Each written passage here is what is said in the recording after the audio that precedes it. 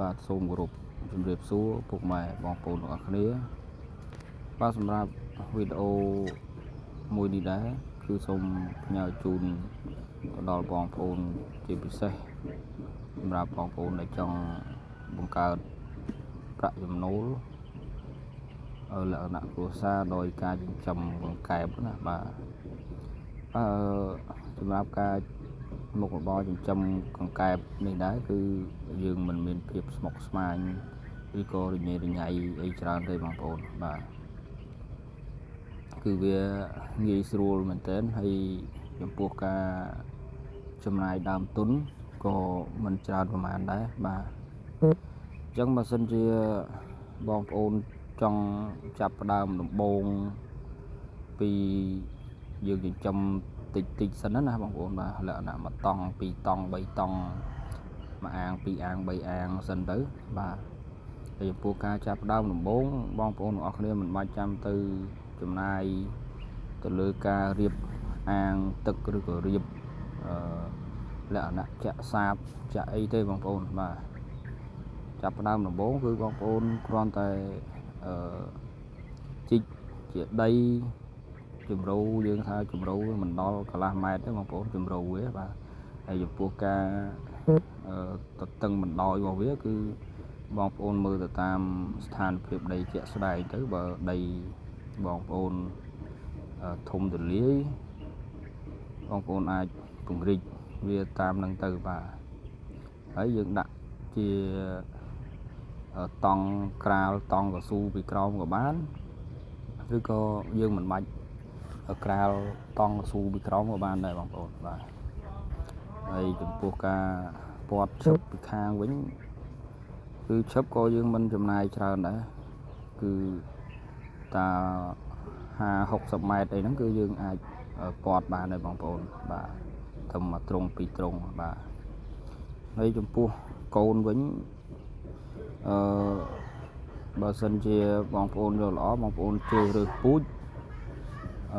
ឲ្យបានកូនធំបែបនេះមកបាទបានធំបែបនេះគឺយើងចិញ្ចឹមទៅវាអត់ងាប់ដែរបងប្អូនហើយវាឆាប់ធំទៀតហើយចំពោះកូនជាទូទៅនៅលើតម្លៃនៅលើទីផ្សារបងប្អូនអាចរកទិញមកក្នុងតម្លៃអាចត្រឹមមួយក្បាល200ទៅ300អីទេបងប្អូនបាទអញ្ចឹងយើងអាចក្នុងមួយទ្រុងប្រវែង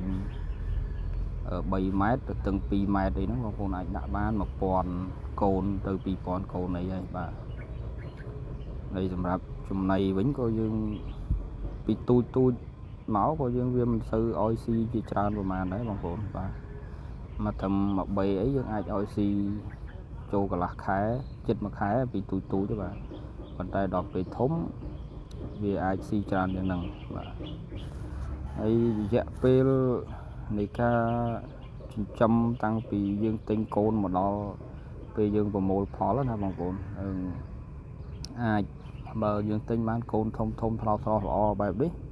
គឺយើងអាចចិញ្ចឹមត្រឹម1ខែកន្លះបាទ1ខែកន្លះអីហ្នឹងគឺយើងអាចល្មមចាប់បានខ្លះហើយបងប្អូនបាទទោះបីមានតែខ្លះវាតូចខ្លះវាធំអញ្ចឹងយើងអាចចាប់ឲ្យធំមុនដើម្បីលក់សិនក៏បានដែរបងប្អូនបាទហើយបើសិនជាបងប្អូនទិញបានកូនដែលស្ទើរតូចអីទេអាហ្នឹងយើងអាចចិញ្ចឹមចាប់ពី2ខែទៅ2ខែកន្លះអីហ្នឹងបានយើងអាចប្រមូលផលបាទហើយចំពោះតម្លៃនៅលើទីផ្សារវិញជាទូទៅកង្កែបយើងអាចចាប់លក់បានចាប់ពី8000ទៅ10000បាទក្នុង1គីឡូបាទអញ្ចឹងបើសិនជាបងប្អូនចិញ្ចឹមបានម្ដងហើយខ្ញុំសូមលើកទឹកចិត្តបងប្អូនចេះពេលយើងចិញ្ចឹមបានធំធាត់ម្ដងហើយបងប្អូនអាចជ្រើសរើសមេពូជទេបងប្អូនបាទជ្រើសរើសមេពូជទុក10 20 30អីទៅដើម្បីយើងចេះតែចិញ្ចឹមបំពន់វាទៅដើម្បីយើងទុកធ្វើជាបង្កាត់កូនខ្លួនឯងបងប្អូនបាទអញ្ចឹងសម្រាប់ខ្ញុំកន្លងមកគឺខ្ញុំធ្វើបែបហ្នឹងពេលដែលខ្ញុំចិញ្ចឹមបានមួយសាអញ្ចឹងទៅខ្ញុំរើសមេពូជល្អដើម្បីបំពន់វាទុក បាទហើយដល់ពេលក្រោយដល់ពេលគ្រប់ខែវាទៅយើងដាក់ភ្ញាស់ដាក់អីវាទៅអញ្ចឹងគឺយើងយកអាកូនភ្ញាស់ហ្នឹងយើងដាក់ចិញ្ចឹមបន្តទៀតយើងអត់ពិបាកក្នុងការដើរទិញកូនវាទៀតទេបាទហើយបើសិនជាបងប្អូនមិនចង់អញ្ចឹងទេបងប្អូនអាចលក់ទាំងអស់ក៏បានហើយចាំយើងយកកម្រៃដែលបានពីការលក់បង្កែរបស់យើងនឹងយើងទិញកូនទៀតក៏បានមិនចង់ញ៉ៃញ៉ៃច្រើនបាទតែបើសម្រាប់ខ្ញុំអត់ធ្វើអញ្ចឹងទេបាទហើយចំពោះការរៀបចំទ្រុងរបស់យើងវិញខ្ញុំសូមលើកទឹកចិត្តឲ្យបងប្អូនធ្វើដូចខ្ញុំអញ្ចឹងណាបាទមានលក្ខណៈជាក៏ផ្លោកជាតកូនអីចឹងមកដើម្បីទីមួយឲ្យកង្កែបរបស់យើងវាមានចម្រោកតិចវារស់នៅទៅវាឆាប់ធំធាត់បាទហើយចំពោះទ្រុងខ្ញុំគឺខ្ញុំរៀបចំអញ្ចឹងសម្រាប់បងប្អូនដែលចង់ធ្វើអាចរៀបចំបែបហ្នឹងដូចខ្ញុំចុះគឺឃើញថាល្អបាទសូមអរគុណបងប្អូនទាំងអស់គ្នាដែលបានទស្សនាវីដេអូរបស់ខ្ញុំតាំងពីដើមដល់ចប់បាទសូមអរគុណ